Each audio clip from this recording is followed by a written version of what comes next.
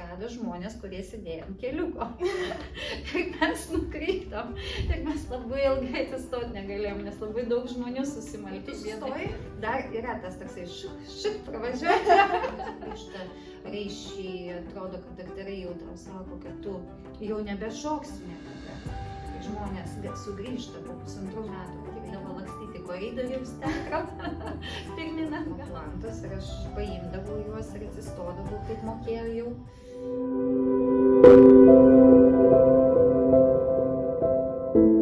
Sveiki, mėly žiūrovai! Su jumis aš, Erika Rudzytė, ir šiandien laidoje Amato užkulisiai pakalbėsime apie baletą.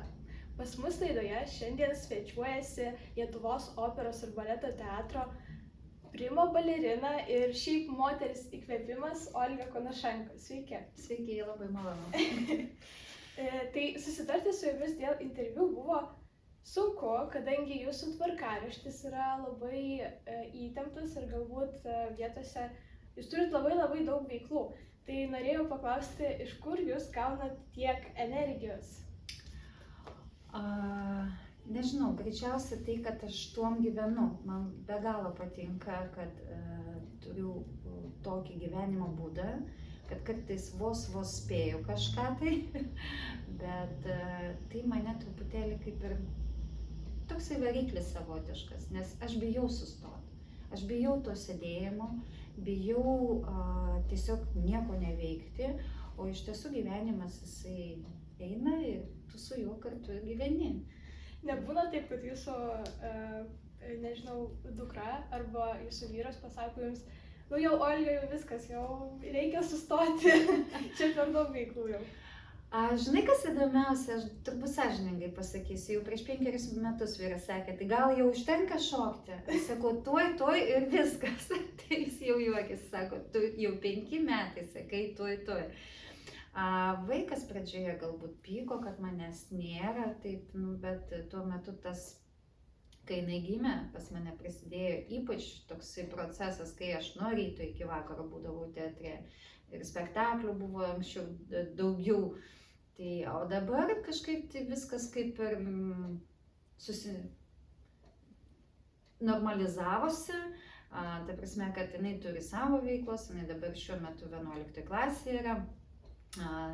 Taip pat truputėlį yra prie meno, bet ne prie šokio, prie labiau dailės jinai yra, puikiai sutarėm su ją, vyras taip pat labai daug dirba iš tiesų, tai jis kaip ir mane supranta, tai mama tik tai mano be galo pergyvena, sako, tu pasidėsi gal nors, sakau, žinok, sakau, ne, kol kas tikrai ne, kol kas nesiruošiu sustoti, bet man tiesiog patinka tai, ką aš darau. Aš gyvenu tuo.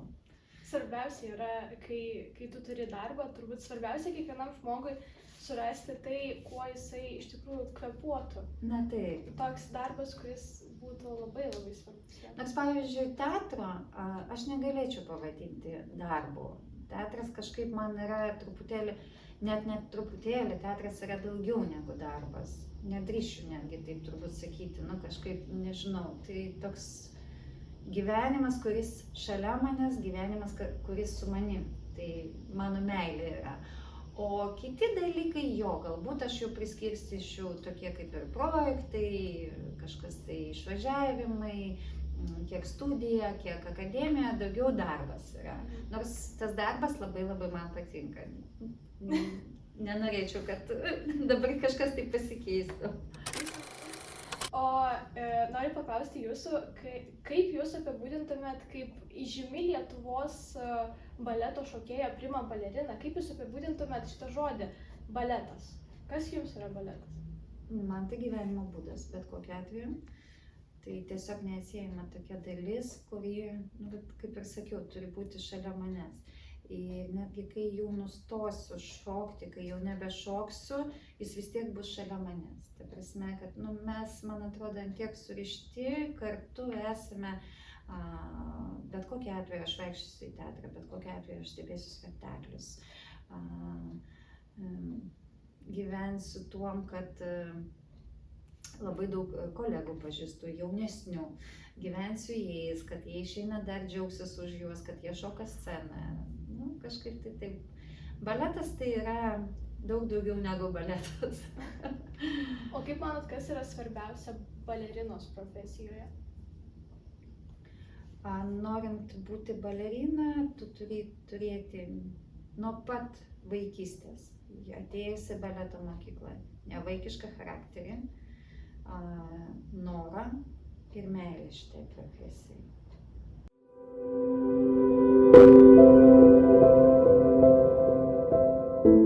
Kaip žmogui, paprastam žmogui, kuris niekada galbūt nežiūrėjo, nematė baleto ir kaip jam suprasti baletą? Nes kai kurie žmonės sako, kad baletas tai yra toks menas, kurį reikia mokėti suprasti. Tai ar jūs sutinkat su šitą nuomonę? Gal sutinku iš tiesų, gal sutinku. Yra žmonių, kurie niekada tiesiog nesupras. Jis nepamils to, jis turi viduj pamilti tai, ką jis mato. O jeigu jisai atstumia tai nuo savęs, tai jis niekada nesupras. O kaip manat, kad žmogui iš vis yra svarbu suprasti galbūt ne tik baletą, bet ir šiaip kitą meną, pavyzdžiui, dailę, muziką ir taip toliau? Būtina. Jeigu tu nori atrodyti išsilavinęs žmogus, tu turi prisiliesti prie visko. Būtinai. Dabar noriu užduoti tokį klausimą, galbūt ne kaip baleto šokėjai, bet kaip baleto žiūroviai. Ar yra toks baletas, kuris būtų jūsų pats mėgstamiausias? Neišskirčiau dabar. Dabar ne. Yra geri spektakliai, yra nelabai. Bet dabar šiuo metu, nežinau, kažkaip. Anksčiau, jeigu manęs paklaustų, tai pasakyčiau, galbūt tai būtų klasikinis koks arba dar ten. Dabar šiuo metu ne, tiesiog arba man tai patinka, arba ne. O grįžtant prie jūsų kaip prie asmenybės, nuo kelių metų jūs užsiimate baletu? Nuo 10. Ir ar jūs lankėte iš karto kažkokį būrelį, ar... Taip, prieš tai buvo, anksčiau nebuvo tų būrelių, tokių tiek daug, kiek yra dabar. Baleto studijų, įvairiausių šokio studijų. Anksčiau tai buvo daug mažiau, labiau galbūt ta meninė gimnastika, galbūt dar kažkokios kelios šakos tokios prie linktų šokių. Tai prieš tai įstojus į baleto mokyklą, tai aš lankiau meninę gimnastiką, bet ir tai buvo, tai ateinu, tai neateinu, nes man labai nepatiko skausmas, ką teko kaip mažam vaikui patirti, tai kartais buvo ir ašarų, labai prašiau mamos, sakau, ne, gal daugiau, nevesk manęs, gal užtenka. Nes kažkaip, nors iki Čiurlionio mokyklos užimtumas toksai pakankamas vis tiek ir pas mane buvo muzikos mokykla, Dvarionė muzikos mokykla, fortepijono klasė ir šiek tiek su meninė gimnastika teko truputėlį pabūti, prisiliesti. O jeigu pakalbėkime iš vis apie jūsų vaikystę, ar buvo gal tokių momentų, kurie jums labai įsiminė iš tų vaikystės laikų? Vasaras prie ežero su tėvais. Tai buvo turbūt pats nuostabiausias laikas iš tiesų, kai tu 3 mėnesius nieko neveiki. Sutinku, kaip buvo laikas, tai irgi buvo. Kai tu gali pailsėti, ir su tėvais, mes išvažiuodavom į Trakus, tenais gyvendavom mėnesį, 2 mėnesius prie vandens telkinio, prie ežero. Tai buvo nuostabiausias laikas, nuostabus tikrai tai. O jūs jau nuo vaikystės laikų gal vaikščiojate ant, nežinau, piršto galiukų ir jau įsivaizdavot, kad būsit balerina, ar vis dėlto jūs kažkokią kitą profesiją turėjot mintyse? Tas irgi buvo ant pirštų galiukų, jo, mama labai pyko, kai jinai taip pat balerina. Ir jinai atneždavo namo puantus ir aš paimdavau juos ir atsistodavau, kaip mokėjau jau. Bet taip pat ir įsivaizduodavau, kad būsiu mokytoja, kad galbūt daktarė būsiu, kažkokios tokios svajonės būdavo. Galima sakyti, kad jūs užaugote galbūt toje būtent baleto aplinkoje, kadangi jūs labai dažnai su mama, kaip sakėt, nes mama buvo balerina, su mama lankėtės Lietuvos nacionalinio operos ir baleto teatre. Tai ką jūs iš vis prisimenat iš tų laikų, kai buvot mažas vaikas ir kai jūs atsivesdavo į tą teatrą labai didelį, ką jūs jautėt, ką jūs veikėt? Oi, tai buvo man labai patikdavo, žinokit, eiti su mama į darbą, jinai kartais pykdavo, kad aš jai šiek tiek trukdau ar tai ruošti spektakliams, ar tai ten repeticijai, nes aš visur kažką vis veikiu, ypač man patikdavo lakstyti koridoriaus teatro, pirmin atgal. Mėgdavau, kada mama išeidavo į spektaklį, jau visas kambarėlis buvo tuščias, nieko nebuvo, tai aš paimdavau jos kosmetiką, ką nors ten nupieždavau visą ant veido, o tais laikais vis tiek nebuvo tų tokių daug didelio pasirinkimo kažko, tai ten kartais jos gaudavo tos geresnės šiek tiek kosmetikos, o aš jau ten kažką pridirbus ir jinai pykdavo visą laiką. Galima buvo kostiumus pasimatuoti, kol nėra suaugusių, galėjai ten biškį pašokti kambarėlę. Tokių įvairių visokiausių dalykų buvo smagu. Nors tokių vaikų ir nemažai. Vat aš paminėsiu ir Kiprą Chlebinską, nors pas mus metų skirtumas didelis, bet jisai lygiai taip pat užaugo teatre kaip ir aš. Ką iš vis galit papasakoti apie savo mamą? Mama. Galbūt man labiau pasisekė, nes aš augau su tėvais, o mamai taip gavosi, kad kai jinai įstojo į baleto mokyklą, kadangi jinai gyveno užmiestyje, tai jinai gyveno tam vadinamam bendrabuty tokiam, tai jinai praktiškai nuo 10 metų iki 18 augo su vaikais kartu be mamos ir tėvelio, nes galėjo matyti juos tik tai savaitgaliais. Tai galbūt pas ją tas labiau toksai savarankiškumas buvo didesnis truputėlį. O šiaip, nežinau, mes per daug apie jos mokyklos laikus kažkaip dar neteko taip labai atvirai pakalbėti. Kartais laiks nuo laiko praskamba ten, bet buvo tas, anas, bet aš jos taip labai neklausinėjau. Aš galvoju visą laiką, jeigu jinai norės, jinai visada papasakos. Tokių būna momentų, tai įdomių kartais jinai tokių istorijų papasakoja, kaip ten, kas ten viskas. Tai per daug kol kas negalėčiau kažko papasakoti. O ar tiesa, kad jūsų mama lankė Maskvos baleto mokyklą, kur galbūt, negražiai tariant, dresuodavo vaikus? Žinot kaip, dabar šiais laikais labai viskas pasikeitė. Iš tiesų, ant vaikų negalima rėkti, negalima sakyti negalima,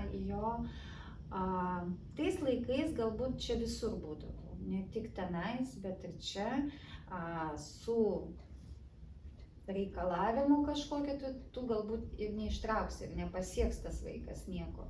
Nors iš tiesų, kiek praktikos jau dabar rodo, kad viskas įmanoma. Čia svarbiausia turi būti noras, tai, ką tu darai.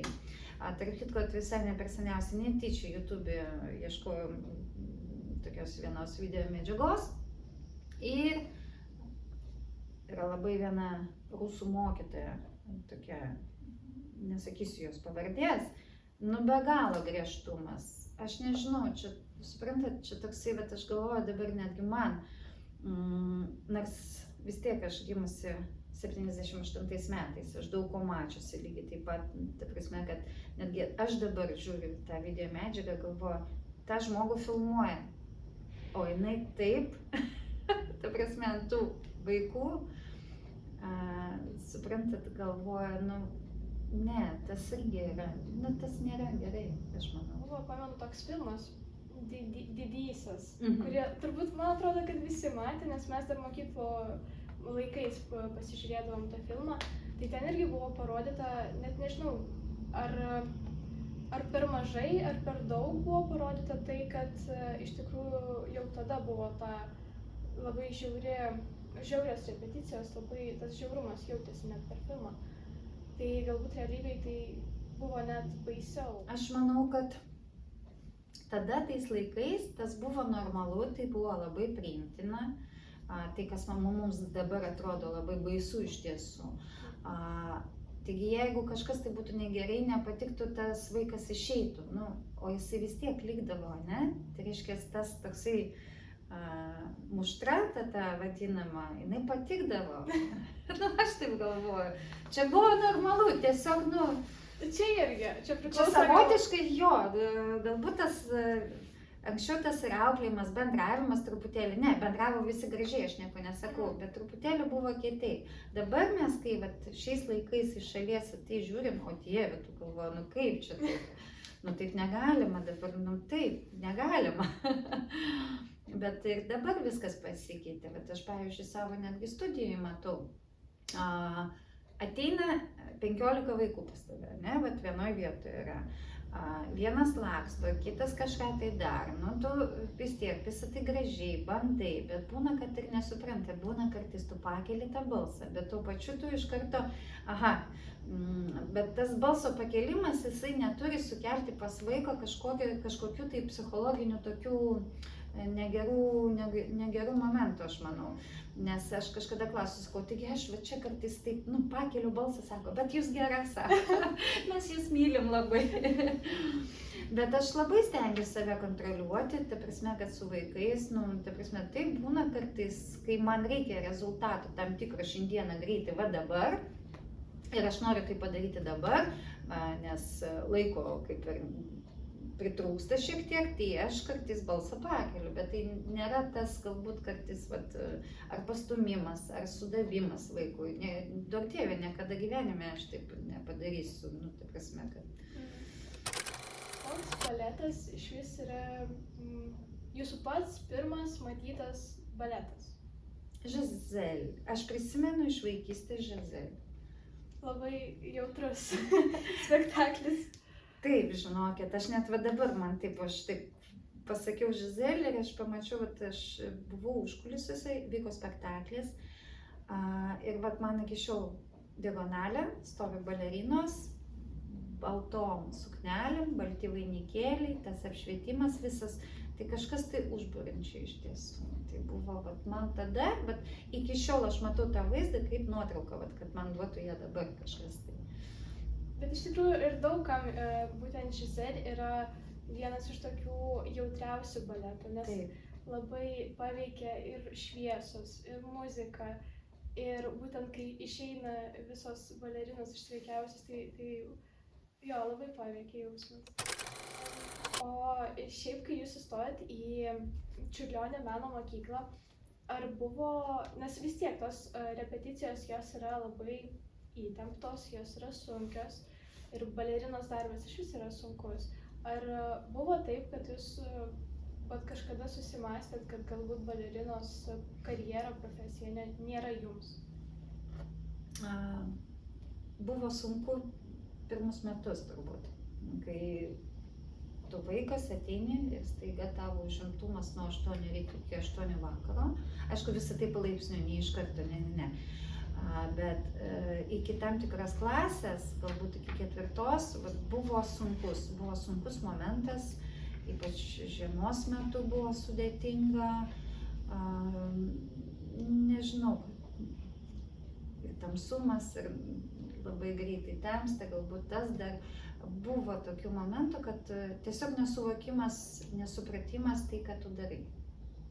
Nu, ne visai vaikas kartais gali suprasti, ką, nors ir mama atrodo balerina, o aš tai įsivaizdavau, kad mes čia iš karto šoksim. Beje, ne, tu turi šlifuoti, tu turi tą patį judesį daryti kiekvieną dieną tam, kad ateity jisai atrodytų baletiškas. Taip.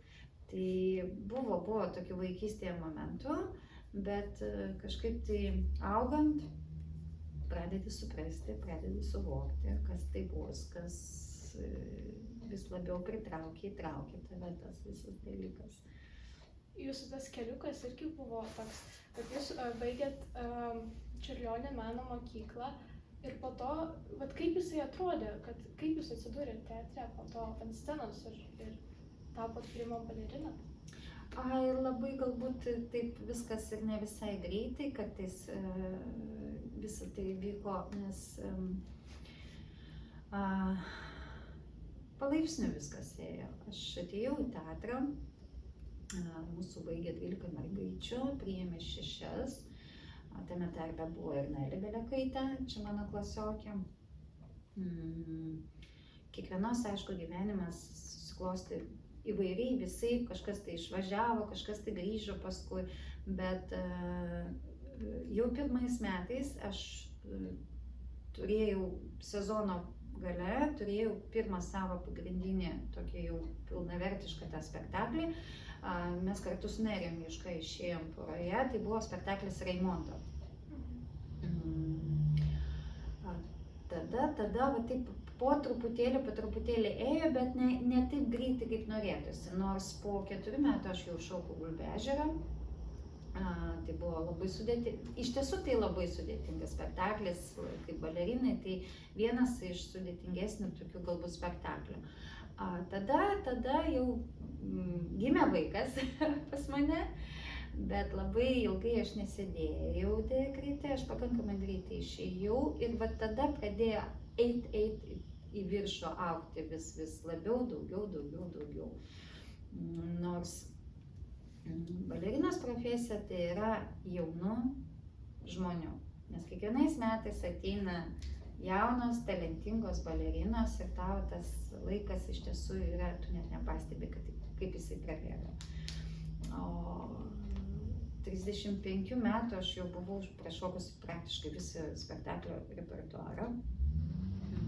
Tai kažkaip tai taip. O kai jūs jau atėjote į tą teatrą, buvot priimta, ar jūs iš karto gavot solo vaidmenis, ar teko ir kordebaletę pašokti? Taip, teko, labai džiaugiuosi, kad aš ir prašokau kordebaletę, nes tai irgi tokia savotiškai gera mokykla yra, auklėti kaip lygiuoti, petys į petį turi būti. Tokių vaidmenų kažkokių tai irgi buvo ir ketveriukės šokų, tam tikrus kitus tokius antraplaninius vaidmenis. O pamenate savo patį pirmąjį solinį būtent vaidmenį? Tai vat būtų Raimonda. Tai būtų Raimonda spektaklis kartu su Nerijum Juška, tai buvo 3 veiksmų baletas ir aš šokau pačią Raimondą. Ir kaip jūs tuo metu jautėtės? Ar jūs jaudinatės? Ar nebuvo tokio? Ar jau žinojot, kad jūs iš tikrųjų daug įdėjot pastangų ir kad viską žinot gerai? Ne, tikrai. Aš visą gyvenimą savo esu be galo kritiška, aš niekada nesu patenkinta ir aš manau, kad labai gerai ir aš netikiu kartais, kai man sako, žinai, Olga, buvo geras šiandien spektaklis. Aš netikiu. Negali būti. Tu vis tiek rasi, kada prie ko prisikabinti. Tu visada tobulėti gali kiekvieną kartą.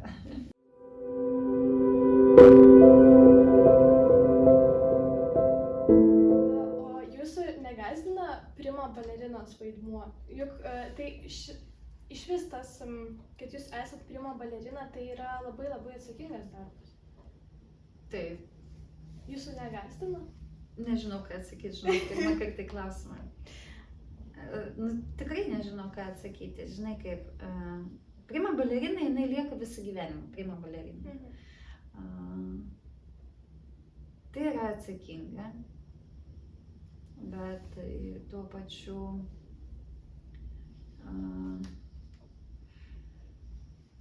tu turi kiekvieną dieną augti. Tai prasme, kad jeigu tu užmigsi ant tų laurų, tu greitai nebūsi ta prima balerina.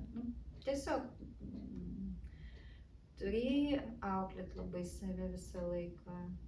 Nežinau, man sudėtingai šitą atsakyti kažkaip, tas žodis aplamai prima balerina, man jis, jeigu sąžiningai, jis niekada man nepatiko.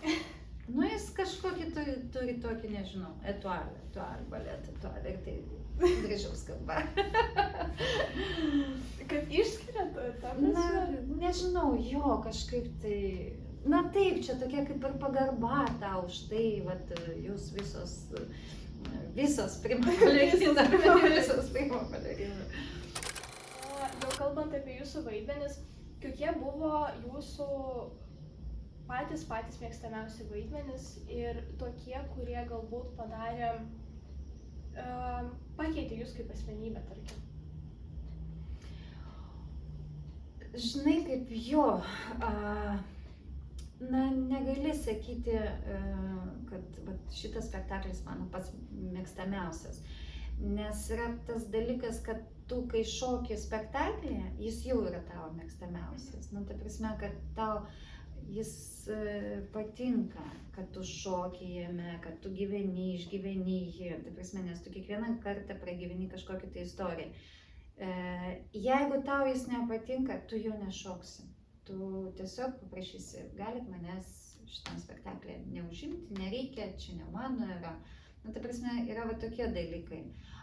Pas mane taip gal ir buvo vienas ar du kartai, kai vat, aš jaučiu, čia ne mano. Nu ir nereikia jame šokti, nu tiesiog toksai. O dažniausiai būna taip, kad tu tiesiog gyveni su tuo spektakliu. Tai istorija kažkokia, tai jie visi patinka, jie visi yra įdomus. O šiaip, vat kaip paminėjot, kad jei nepatinka, tai gali ir nešokti. Tai reiškia, kad baleto artistas jisai vis tiek turi savo pasirinkimą. Na, žinot kaip, nežinau, ta prasme, mes visi turim taip tą pasirinkimą, laisvę kažkokią, tai aišku, kur baleto artistas negali ateiti ir pasakyti, man nepatinka šitas spektaklis ir aš nešoksiu. Atsiprašau, tada pabirės visa sistema baleto būtent, tai nieks neiššokti tada spektaklio. Man jis nepatinka, aš nešoku, mes žmonių nesurinksim. Bet tokių atvejų labai būna mažai. Tiesiog būna tokie, žinot, kaip patinka, nepatinka. Tu galbūt, aš iš tokios patirties netgi gal pasakysiu, matai, kad galbūt techniškai nesusitvarkai. Tai prasme, išvaidinti tą spektaklį vienas dalykas, o dar techniškai jį atlikti, nes gali būti sudėti, nu ne tau, tiesiog yra tas spektaklis ne tau.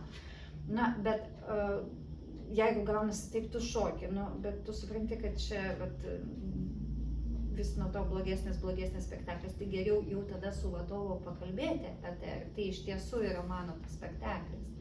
Iš karto išsiaiškinti. Na, jo, surasti tą problemą ir būna kartais taip, kad atsitinka tokių dalykų, kad tau nieks nieko nesako ir tavęs tai gavat ir nuima. Neberašo į sąstatus, daugiau tu nešoki, tu nesupranti.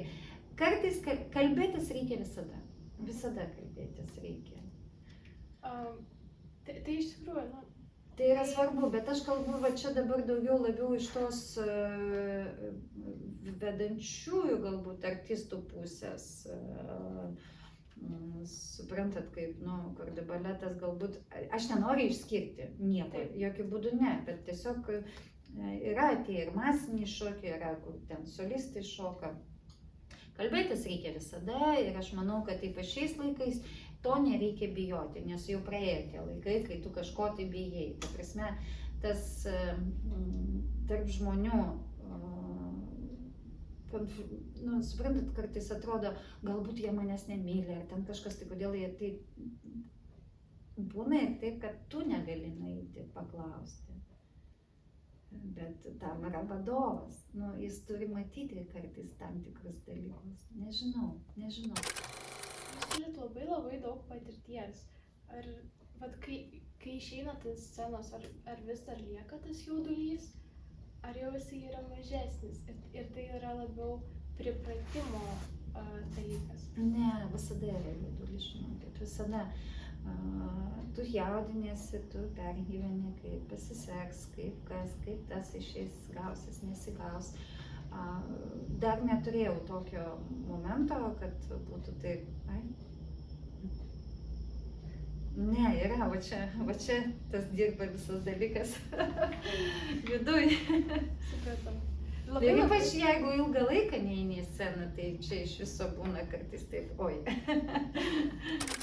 Ir toks klausimas, mano kolegė man paprašė manęs paklausti viso šito klausimo. Iš tikrųjų pagalvojau, o tikrai, kaip čia viskas vyksta taip? Arba kai jūs šokat, ar spektaklio metu jums sukasi galva ar ne? Būna turbūt kartais, kad taip atsitinka. Nes kartais, kai matai spektaklį ir kai matai, kai balerina sukasi ir tu galvoji, Kaip Ai, apie nors kojos, kai sukasi, tai čia vadinamas tas FOT, kai balerina 32 kartus taktus turi jo prisisukti. Biški sukasi gal, aišku, kad mes tu sukiesi. tas dalykas yra, bet yra tam tikri techniški momentai, kai tu sukiesi ir palieki tašką, kai tavo galva grįžta, tas svaigulys, tas momentas galvos apsisukimo, jisai būna šiek tiek kitoks, trumpesnis truputėlį. Bet aišku, kad kai tu sustoji, dar yra tas toksai šik pravažiuoja. Dėl to yra mokykloje 10 klasėje, 1 kurse yra duetinis šokis, kur jau yra taisyklingai mokinama laikyti partnerį savo. Čia taip pat yra menas, tai labai berniukams didelis fizinis krūvis iš tiesų pakelti, išlaikyti, teisingai pakelti baleriną, ne padarius savo žalos kažkokios, tai mokinama yra. Ir tie patys apsisukimai, tu juos treniruoji ir tau tas jau tiesiog yra įprasta, tau gaunasi, plus, sakiau, yra tam tikri niuansai, kaip teisingai reikia suktis tam, kad tau neapsisuktų galva. Supratau, dabar Ir žinosiu. daryti tai dažniau, taip, nes čia yra vėlgi vestibuliarinis aparatas, vis tiek, kuo dažniau darai, tai tuo mažiau tau suktis. O šiaip jūs esate, galima pasakyti, klasikinio amplua šokėja, bet jūs esate šokiusi ir šiuolaikinį baletą. Jo, man labai gaila, kad vis dėlto man teko mažai šokti šiuolaikiniuose pastatymuose, nes man tai buvo iš tiesų labai įdomu, labiau tokia klasikinė, neoklasikinė balerina esu.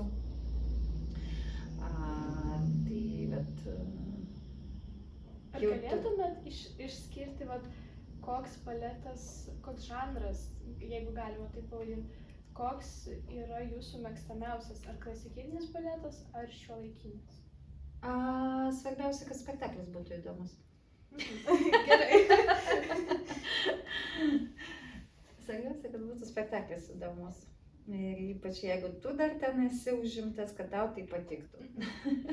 O ar buvo toks spektaklis, kuris būtų reikšmingiausias jūsų karjeroje? Aš manau, kad buvo. Negalėtumėte įvardinti?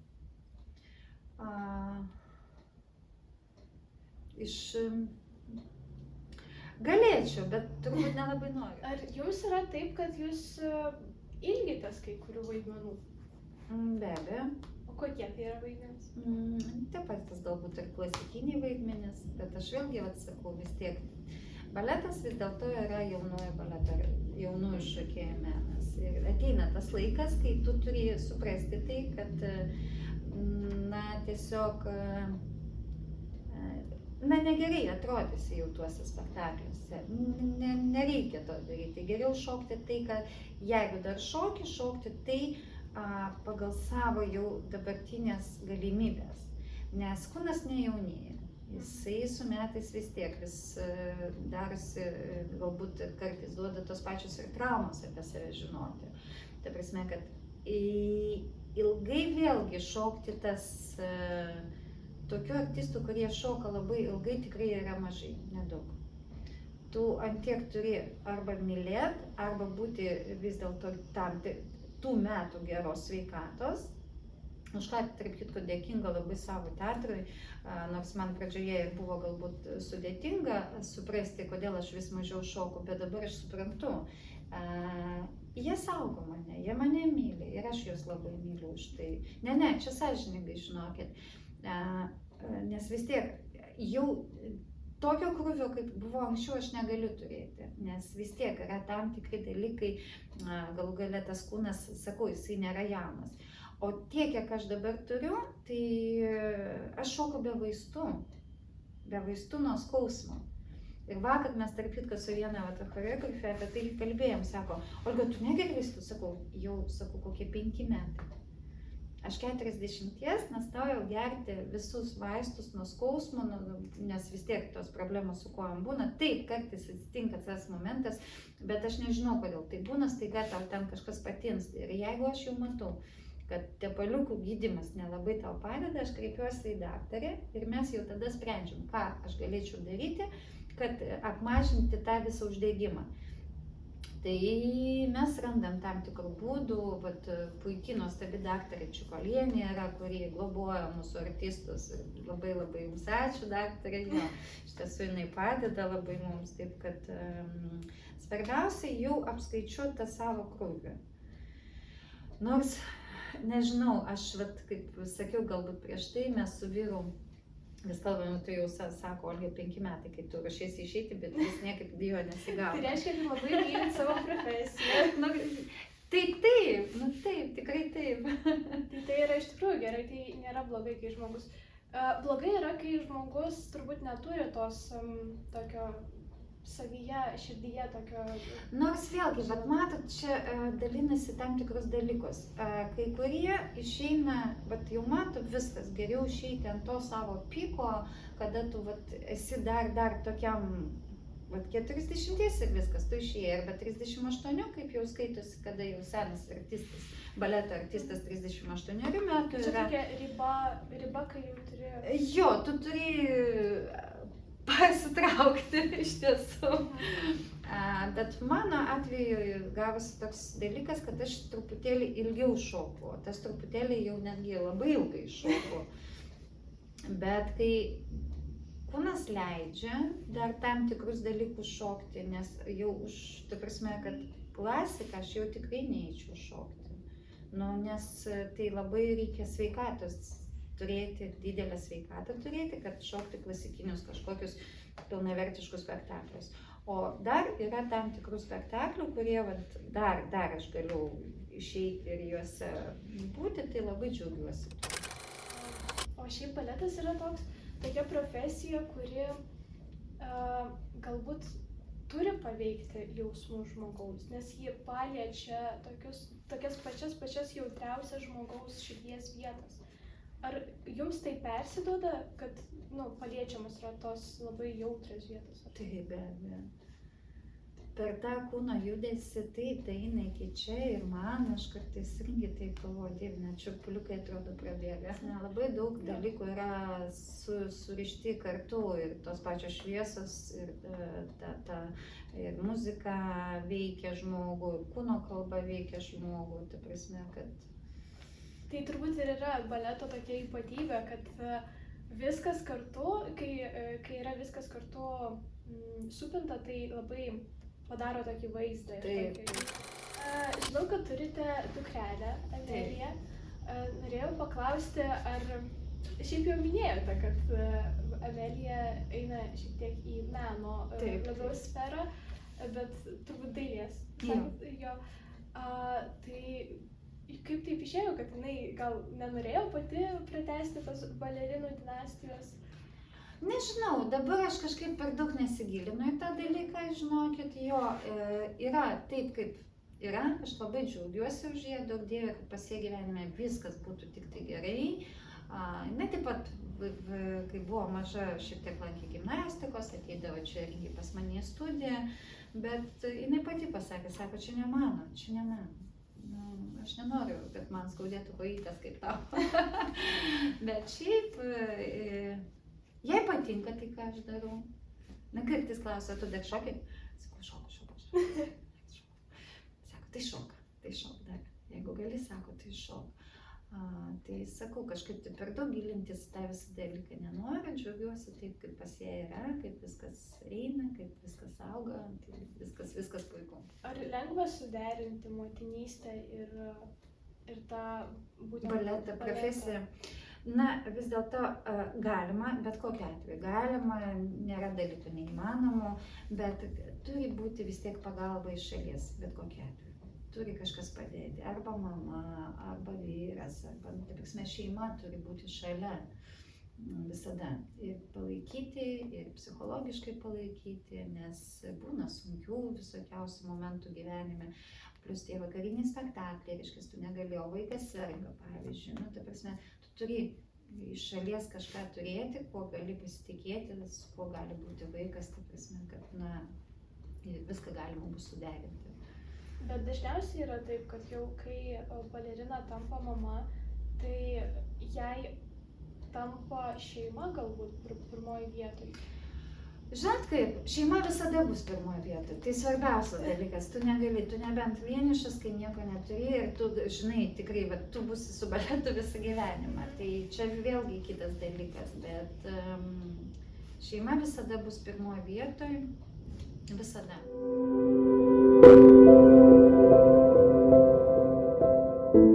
Jūs labai dažnai gastroliavote, tai vat norėjau jūsų paklausti, kaip jūs tuo metu jautėtės, ar kažkaip jūs jaučiatės kažkaip kitaip esant svetur ant scenos, ar, nei Lietuvos? Ne Lietuvos.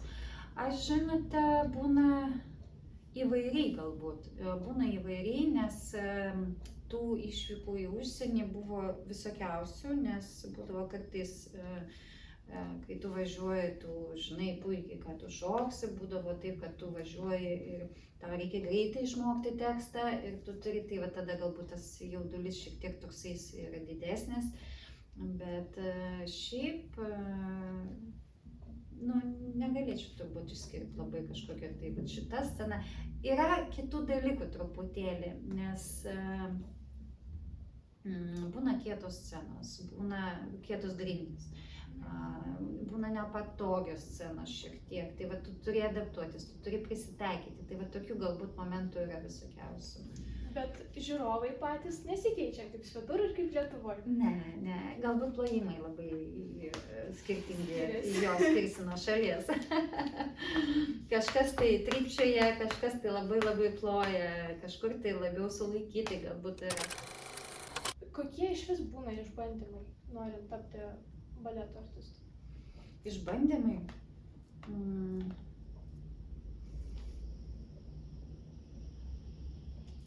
Dieve, nežinau net kaip čia pasakyti jums teisingai. Pavyzdžiui.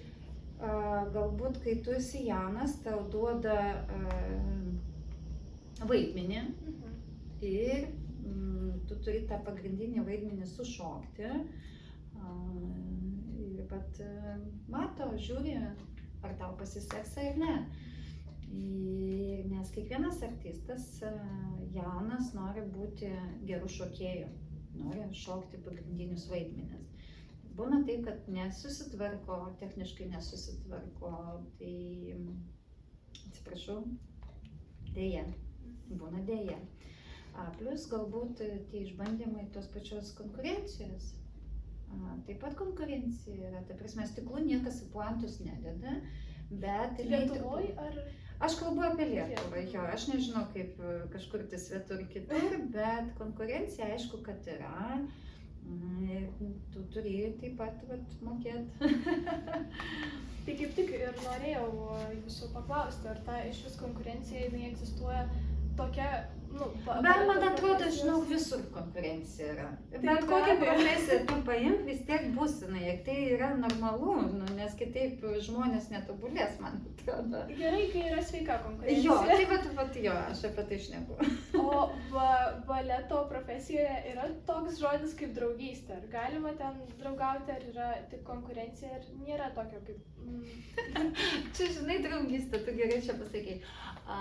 Šiandien, man atrodo, netyčia kažkur tai tiktokas, ne tiktokas, reiškia, darbe draugystė, ne, jos negali būti. Kažkas ten buvo labai juokinga tokio, žinai,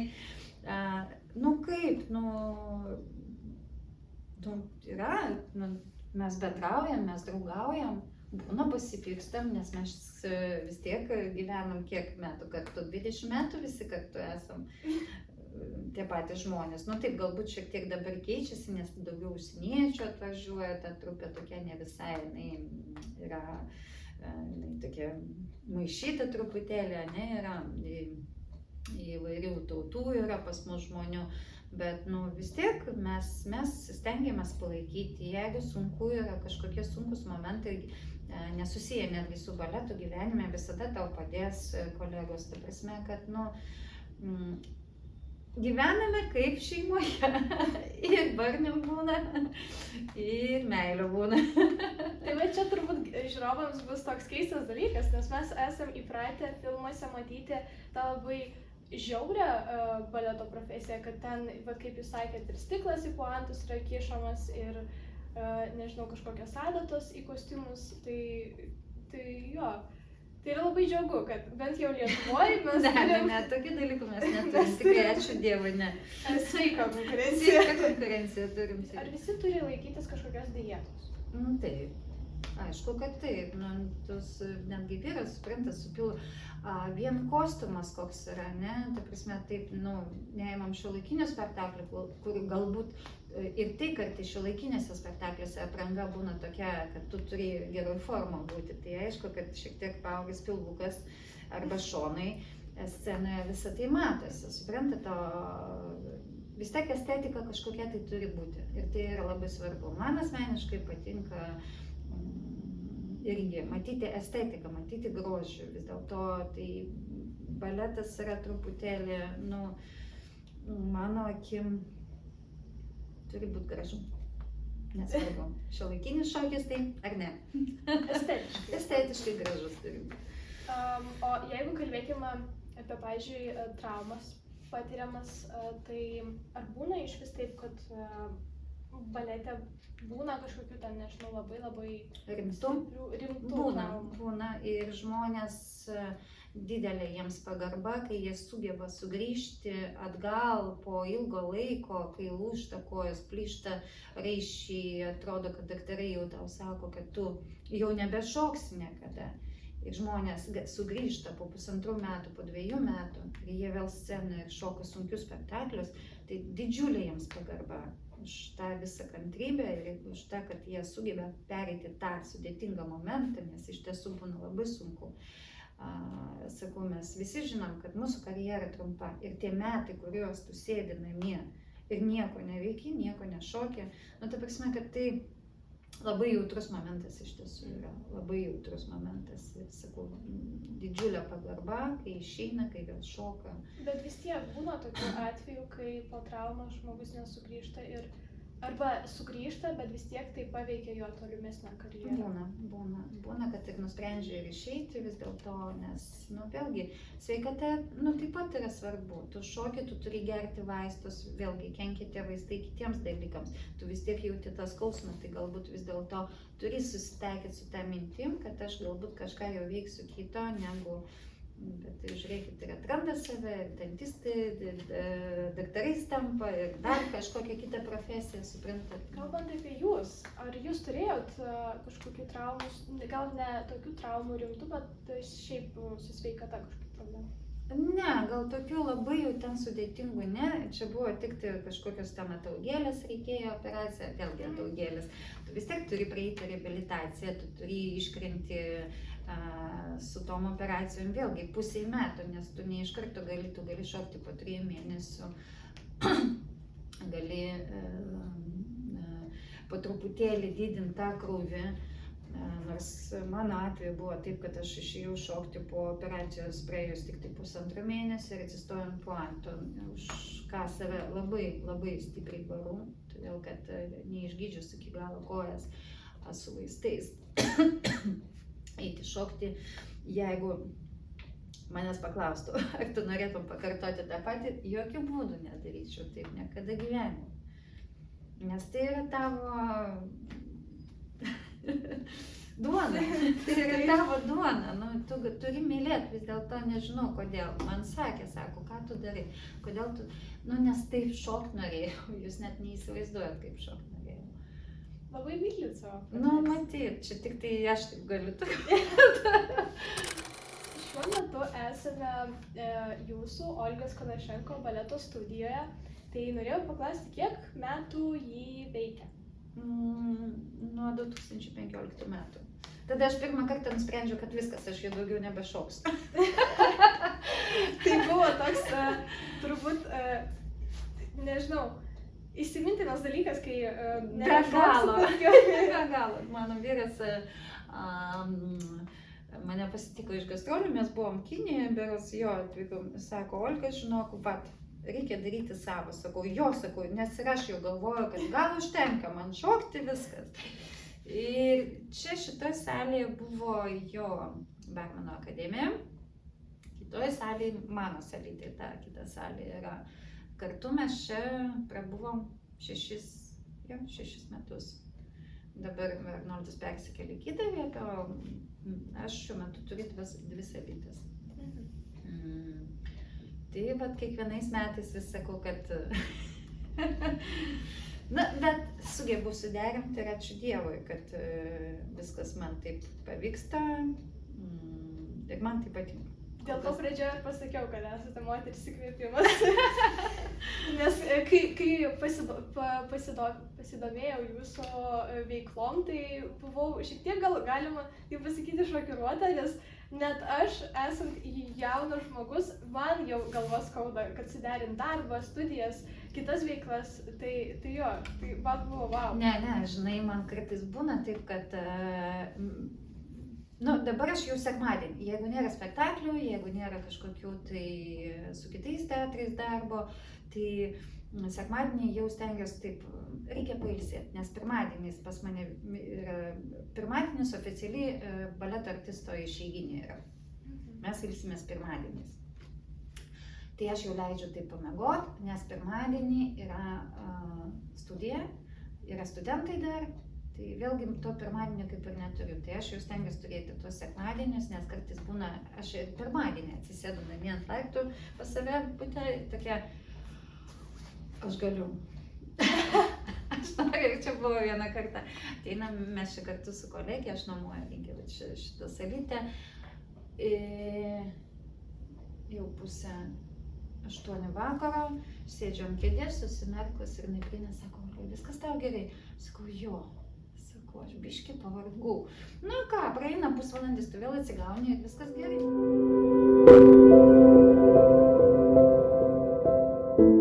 Turite labai didelį bagažą žinių ir patirties. Tai ką jums reiškia mokyti kaip baleto šokėja, mokyti kitų? Na, man matot kaip, jeigu mes žiūrėsim kaip čia į studiją su vaikais, aišku, aš stengiuosi perduoti jiems tam tikras žinias kažkokias, tas pradmenes baleto, bet labai su jais labiau aš orientuojuosi tą sveikesnį truputėlį tokį nežalojančio kūno, tokias kaip treniruotės, kad truputėlį tai eitų per sveikatą, kad jie sutvarkytų savo laikyseną, svajonę įsėsti špagatą, tai prasme, kad be kažkokių labai skausmingų tiesiog dalykų, nes yra įvairios tos technikos, žingsnio lavinimas ir visa kita, tai prasme, kad vaikai iš tiesų, tai prasme, gauna čia tam tikras žinias, tai kas galbūt jiems bus kažkada tai gyvenime reikalinga. Bet taip pat turiu ir moteris suaugusios, kurioms yra labai įdomu ir, pavyzdžiui, su suaugusiom, tai mes labai daug diskutuojam, kodėl čia taip daroma, kodėl taip. Na ir tu pasakoji, kaip vaikus mokina, kaip tą judesį per visas klases, baleto klases praeina, kai jisai paskui ištobulėja, koks jisai patampa, kokiam tempe galima jį atlikti. Bet baleto šiaip galima išmokti, ar reikia gimti su tokiu baleto šokimo talentu? Svarbiausia noras, kad būtų, visa kita jau bus. O yra tokias savybės, kurios būtinai turi turėti baleto artistas? Taip. Duomenis svarbiausia jo. Tai vis tiek turi būti atkreipti dėmesį į kojas, ta prasme, kad į stuburą, taip pat ir į tėvus, kurie atveda vaikus, kokia genetika paskui ta bus, ta prasme, kad tam tikrus dalykus atitikti tam tikrus kriterijus vaikas turi, norint tapti gerų baleto artistų. Klasikinio šokio, ypač apie klasikinio. Buvo toks žmogus, kai jūs pradėjote šokti baletą ir galbūt po to jisai atsirado, ar buvo autoritetas, į kurį jūs norėjot būti panaši ir šiaip kuris jūs motivavo? Žinot, aš be galo džiaugiuosi, kad kai aš atėjau ir, ta prasme, ta mano ir vaikystė, ir atėjau dirbti į teatrą, buvo ta karta, kelios kartos. Aš mačiau Aškelavičiūtę, aš mačiau Loretą Bertusevičiūtę su Aleksandru Molodovu, Nelė Beritina su Petru Skirmantu, Mindaugas Bužis buvo, Eglė Špukaitė buvo. Ta prasme, kad aš turėjau tam tikrus kartos etapus, iš kiekvieno aš paėmiau savo po truputėlį, pritaikiau savo. Bet taip yra, nes jauni artistai, jie mokosi iš vyresnių artistų. Vienas galbūt kažkokio tokio to atlikimo tos technikos arba vaidinimo kažkokio, prasme, tam tikrų niuansų labai daug yra. O galėtumėt išskirti kažkokią galbūt labiausiai įsimintiniausią arba juokingą atvejį būtent ant scenos jau spektaklio metu? Nu, būna įvairiausių, visokiausių dalykų, būna. Mes su partneriu buvom labai smagiai nukrytę, bet čia taip gavosi, kad mes ant žmonių krytom, jis mane aukštai laikė. Tai, bet kadangi aš su ilga suknelė šoku, jis kai mane pakelia, jis jau... Mes maždaug žinom, kur mes turime išeiti, kokią kulisą, o jis, kadangi nieko nemato per tą suknelę, kažkokiu būdu, ten nieko neturėjo būti, atsirado žmonės, kurie sėdėjo ant keliuko. Ir mes nukryptom, ir mes labai ilgai atsistoti negalėjom, nes labai daug žmonių susimalė į vieną vietą, vienoj krūvoj. Nu, ta prasme, kad būna įvairiausių tokių įdomių, juokingų situacijų. Jeigu ne baletas, ar yra tokia profesija, kurią galbūt jūs norėtumėt kažkuo būti, bet ne balerina? Galbūt kažką tai su dizainu, nežinau, jeigu ne dizainas, tai galbūt,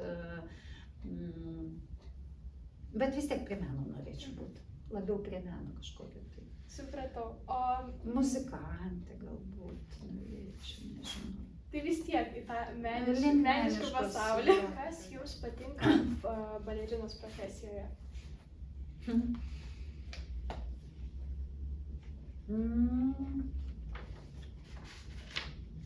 Gyvenimo būdas tas, kurį turi balerina. Tas visas toksai savotiškas stropumas, kurį tu turi ruoštis, kada tu ruošiesi spektakliams, nes labai svarbu gerai išsimiegoti prieš spektaklį, ta prasme, kad fizinis pasiruošimas labai patinka, kad kiekvieną dieną yra pas tave trenažas, tas vadinama baleto pamoka. Daug tokių visokiausių, būtent susijusių su balerinos profesija, tokių nematomų jau tų galbūt žiūrovui dalykų. Pasiruošimas spektakliams, repeticija. Oi, čia taip įdomu, žinokit. O yra tokie dalykai, kurie jums nepatinka šitai profesijai? Kurie nepatinka šitai profesijai. Traumos turbūt, kad vis dėlto čia tokia kaip ir sportininko profesija. Traumos. Jau einant link interviu pabaigos, norėjau paklausti, kokių vaidmenų mes galėtume tikėtis iš jūsų ateityje? Dar pamatysite operos ir baleto teatre spektaklį vienaveiksmių baletų vakarą, tai Pachita Bolero,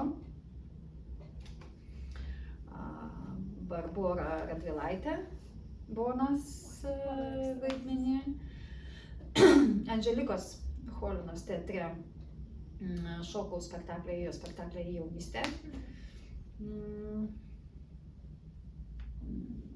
Pas Mariją Simoną įsitraukiau, kad antras spektaklis bus Kitas pasaulis pagal Depeche Mode muziką. Tai čia Lietuvoj. Nedaug jau jų liko, iš tiesų nedaug. O ką galėtumėte patarti pradedantiesiems baleto šokėjams? Kantrybės. Nežiūrėti tiesiog, kad patinka, mylėti tai. Ir viskas priėjome prie interviu pabaigos, todėl norėčiau labai nuoširdžiai Jums padėkoti, kad neatsižvelgiant į Jūsų labai įtemptą grafiką, Jūs vis tiek radėte laiko ir buvo be galo įdomu su Jumis pasikalbėti ir sužinoti ne tik daugiau apie baletą, bet ir apie Jūs kaip apie asmenybę. Ir tikiuosi, kad ir Jums, mieli žiūrovai, buvo taip pat ne tik įdomu, bet ir naudinga pasiklausyti šio interviu ir sužinoti kažką galbūt naujo apie baletą. Su Jumis buvo Lietuvos nacionalinio operos ir baleto teatro prima balerina Olga Konašenko ir aš, laidos Amato užkulisiai vedėja Erika Rudzytė. Iki kito karto. Ačiū. Visą.